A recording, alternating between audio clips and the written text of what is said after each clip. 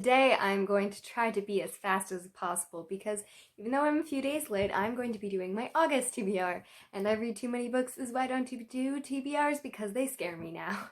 So I'm hosting two readathons during August. That is the Questathon and the pocathon. And then I'm going to be participating in two others, and that is the NEWTS. I did the OWLs, the owls, in April, and I did complete every single prompt, thus I'm allowed to go on to the NEWTS. I am going to try to do that again because I don't know how to be decisive enough in order to pick which career I am. I'm probably going to fail because this is 36 books long, and I read 30 this month, but I don't think that I'm going to be able to read 36 in August. So yeah, we're gonna try. It's also the Classicsathon that is hosted by the lovely, lovely Lucy the Reader, and the only thing for this is that you have to read one classic throughout any time of August. So I'm not going to be doing the pocathon TBR or the Questathon, although those will be integrated and probably chosen from the books in here, but I haven't completely decided on that. But mostly I'm going to be reading books that are either classics, that have POC leads and authors, or are just my library books that came up. I'm also really trying this half. I did it more first half, but I didn't do it as well. I'm trying to get my physical TBR under 50 books. I won't tell you how many it's on now. So this is largely also going to be books that I own, and that is going to be fun because I have a slight issue with just reading audiobooks all the time. Anyways, so the first thing is Ancient Runes. Also, you have to read all the prompts in order. You don't have to read them all in order, but like there's 3 for all the different grade levels, and you have to read those in the level. So these might also change and do all of that. I'm a mood reader. Probably won't be these 36 books. That's way too much commitment, but I'll try. Ancient Runes. Read a book that was recommended to you. So this doesn't say that it has to be by a friend. I'm going to pick The Mortal Engines. This is a series that I first heard of by Hello Future Me. Tim is brilliant. He mostly does videos about just world building and writing and plot, and just it can be really fun and analysis. It can also really help you as a writer and just makes me think a lot about it. And then afterwards I picked up this at a bookstore because they gave it to me for free, and it's an arc for the prequel, and it is just this series that is focused on steampunk, which I've had a bad case in the past, but this is looking up, and it focuses on London that is like transporting, so they are mobile cities that eat other cities.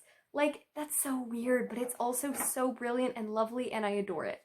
Okay, my second one is a book in past tense, and this one is going to be V by Kim Thu. This is set in Vietnam, and it is looking at the experiences of a girl who is uprooted from there and becomes an immigrant in Canada, and her own experiences. And then I have for O for Ancient Runes is a book that has been on my TBR for ages. And I think nothing wins this better than 1984 by George Orwell. That's been on it, probably closing in on 10 years. It's pathetic, it's not even that long of a book. I know I'm going to adore it. It's pretty much the opposite of Brave New World and a lot of other classic dystopians that I've read. And it's pretty much about hypersecurity and Big Brother's watching you. I've thankfully avoided spoilers. You're Not a Country, Africa by Pius Adesemi. He is a Nigerian-born Canadian citizen, and he teaches at the University of Ottawa, which is where I grew up, and not at the university in Ottawa, and actually he teaches at Carleton, I think. That's a lie. Anyways, I have my best friend, many of my friends go to this university and are in like the humanities and history program, and I'm like, have you had him as a teacher? He's really brilliant, and he talks about the collectiveness of Africa and how everyone tries to separate them, and it has some really interesting things. I started it last year for the pocathon in August, and I really, really adored it. I just wrote like full paragraphs after each chapter. I annotated the heck out of it, but when I went back into school, I kind of lost steam, and it has been sitting half read for a while, so I really want to finish it this month.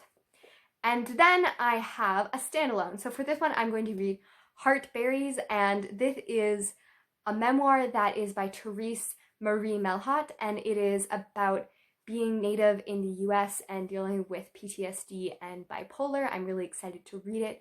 I feel like it's going to be a really heavy book. I thought it was a poetry book for some reason, but it says it's poetic. That's probably where it was in my brain. And then O for this, we have a book longer than 350 pages, and for this we have Storm Runner. This is by J.C. Cervantes, and this is part of the Rick Riordan Presents. All I really know about it is that it is centered on Mayan mythology, and it features a main character who has a disability. So I am really hyped for this. I've heard mixed things. I'm really hoping it's really good. It has a beautiful cover, you know.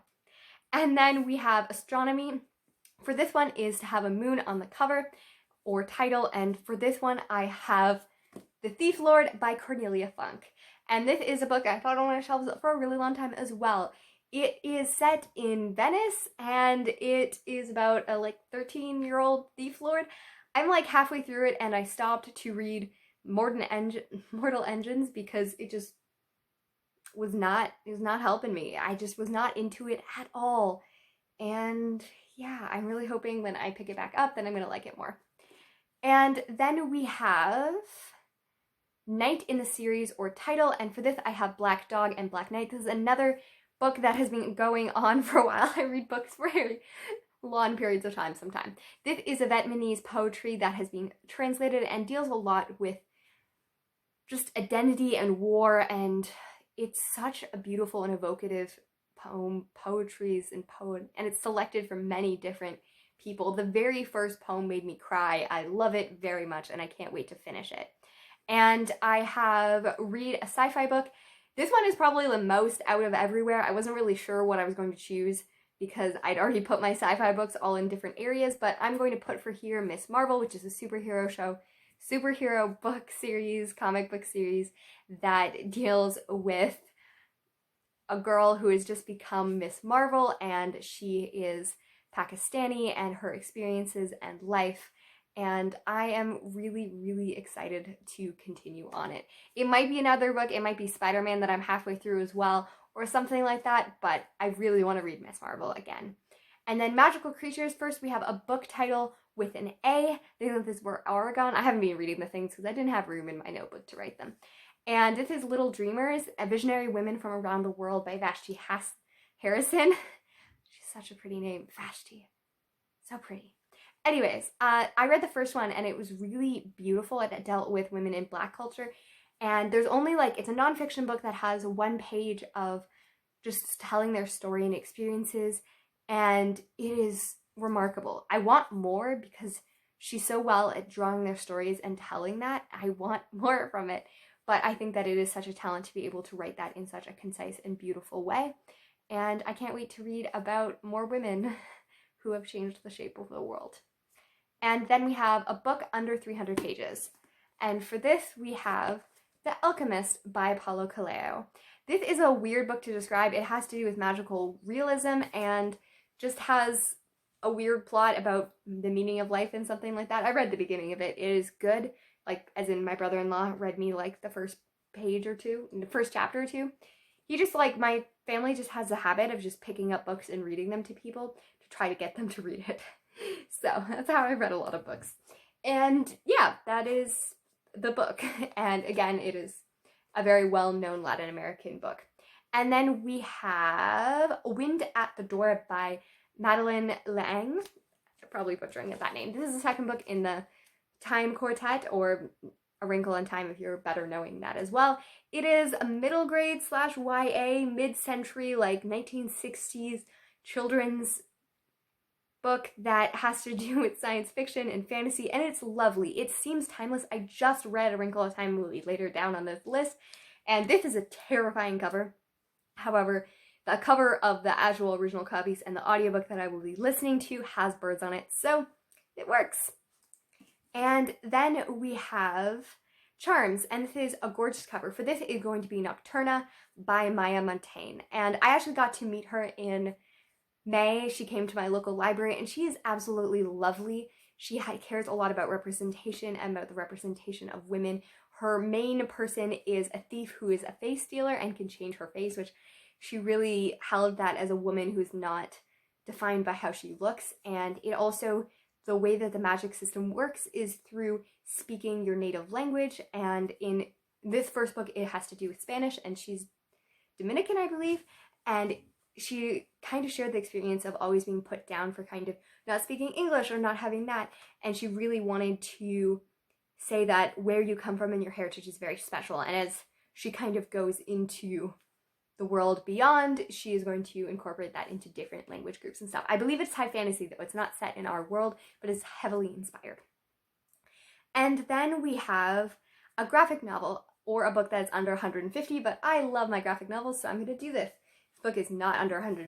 This is Death Note by Shigumi Oba, and this is a book about Light, who has a book that he can write anyone who dies, and they will die. And it has a lot to do about morality and death and all of that. I started reading it, and I haven't finished it yet. I also have The Secret Path by Gord Downey, and this is a book that deals with the experiences of residential schools in Canada, which is one of the biggest blights in Canadian history. And we have a paperback, and for this I chose The Captain Verses. This is by Pablo Neruda, and he's a very famous author and poet, and I don't know what it's about. It's about poetry, and I'm really excited to read it. I've heard really great things about his work. Have a black under the dust jacket. I can say that word. And this is the Time Quartet book again, and I read A Wrinkle of Time already. I talked about it, so I won't do it again, but black under the cover. And then we have E. For this one, we have the first book that comes to your mind, and sadly I was thinking of The Lord of the Rings, so I'm going to be reading The Fellowship of the Ring. This isn't a sad thing. I've been meaning to read this for a very long time. My sister is a little bit pushy when it comes to books sometimes. She bought me this like very nice, you can't see it because of the light, very nice, I think 2nd edition copy. It's really, really old, really, really pretty box set for my 18th birthday. Still haven't read it, but she did come to my 21st birthday and just started reading it out loud because, again, that's what they do. I don't think I need to explain the plot. O is to read an English author or book that's set in English, so I'm going to do 2. And this we have Agnes Grey, and this is by Anne Bronte. And I have a lot of Bronte books on my shelf. They're right there, and also up there. And I haven't read any yet. This is pathetic. I've had them on my shelves and been meaning to for so long, and Agnes Grey really appeals to me. Divination. Read a book with a white cover. And for this one, I'm going to be reading Near Witch by V.E. Schwab. This is her very first novel that has gone out of print and then has been republished in 2019. It was a 2011 book. It's a paranormal book about witches. I don't know, it's a 2011 book about witches. Maybe she revised it. It might be a little cringy. I like the majority of V.E. Schwab. I don't absolutely love all her works, but there's works named Vicious, so that's amazing and wonderful, and it's the greatest book. So I really just want to read everything she kind of puts out, unless it's terrible, I guess. And then E, we have a short story collection, and for this one I have Margaret Atwood's Dancing Girls. This is Margaret Atwood, probably the best well-known and acclaimed living Canadian author of this age, and I haven't read any of her works. Yes, I should probably start with The Handmaid's Tale, but there are rants to be talked about that. This is a short story collection. Again, I can't summarize it because it's a short story collection, but I'm really excited to look at it. And O for Divination is the last book you bought or the last book you brought home from the library, and for that I have We Hunt the Flame by Hafa Svazel. And this is a book that I don't know much about other than being a fantasy that is Middle Eastern inspired, but it says, where does it say?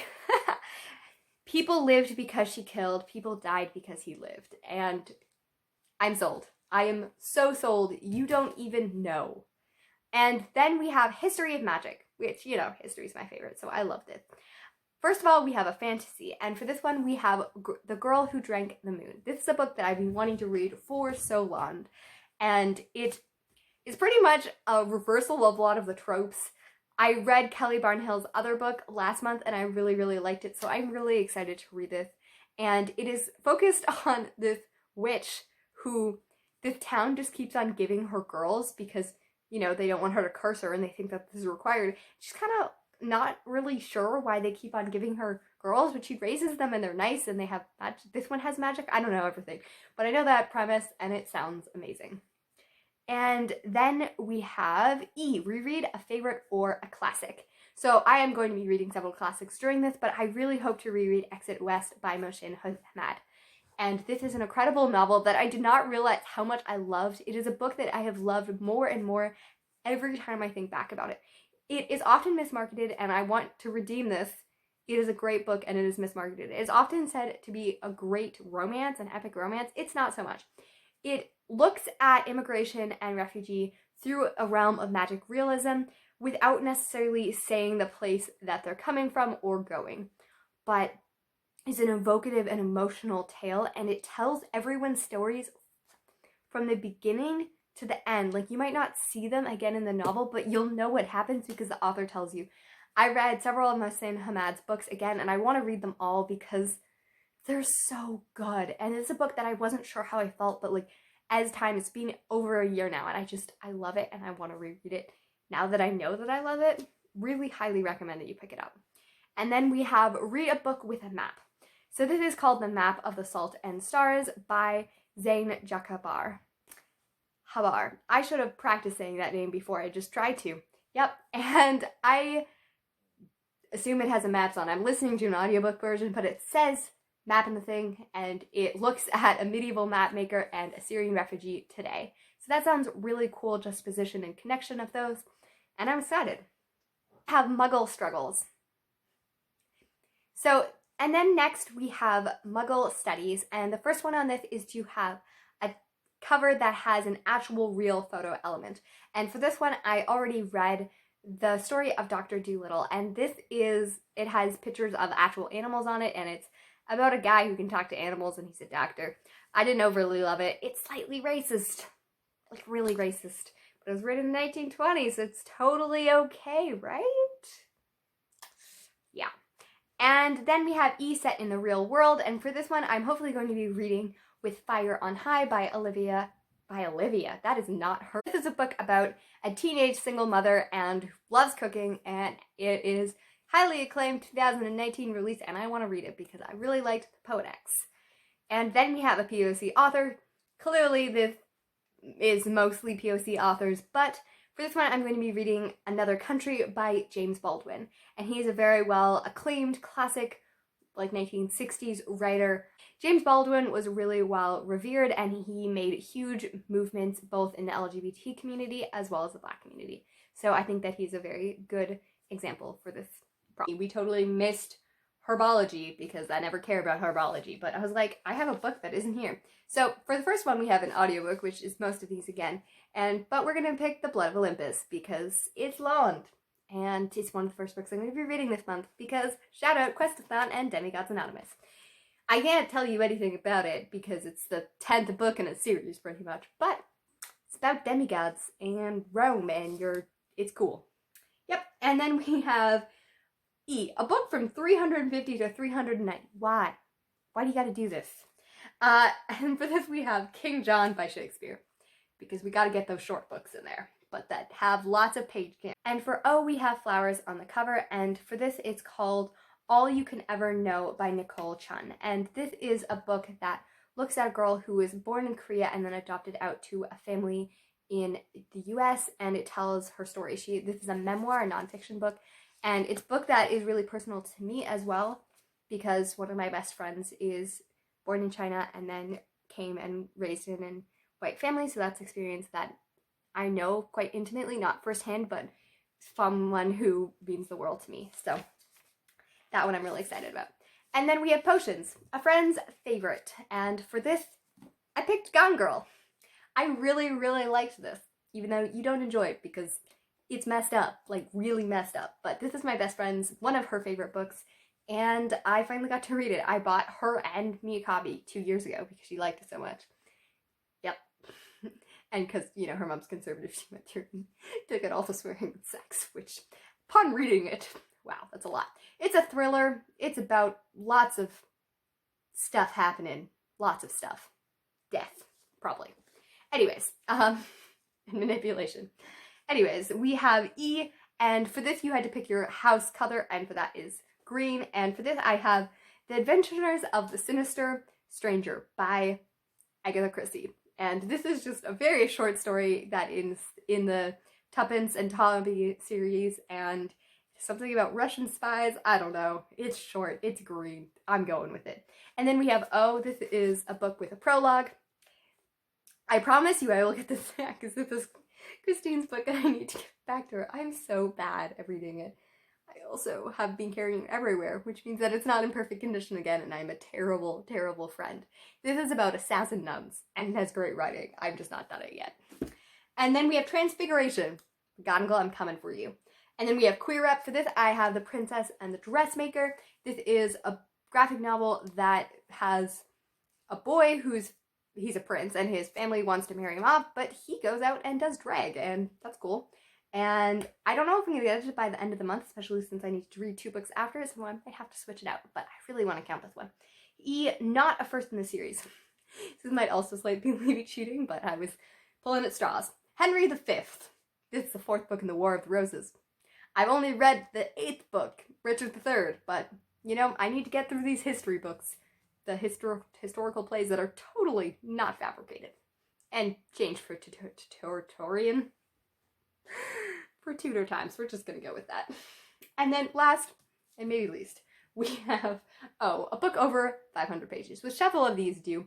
And this one was only 496, but I couldn't find another book that would work. So we have Sabriel by Garth Nix. I have Lyriel and Aberson, which I both got from a free library, and again, I'm trying to reduce it, so I need to get through Sabriel, which I've been reading for a very long time. I'm gonna hopefully complete this audiobook this month, and it's about a girl and dragons in old country. I didn't love it that much. Hopefully I like it more now that I go into it. And happy reading and writing. Thank you for staying with me through all of this very long thing. There are so many books surrounding me, and lights. It's getting hot. Anyways, happy reading and writing. Tell me which books you're most excited, which books you're most excited on this list. Are you participating in any of the readathons? Because it will make me really happy. And I hope you love the next book you read.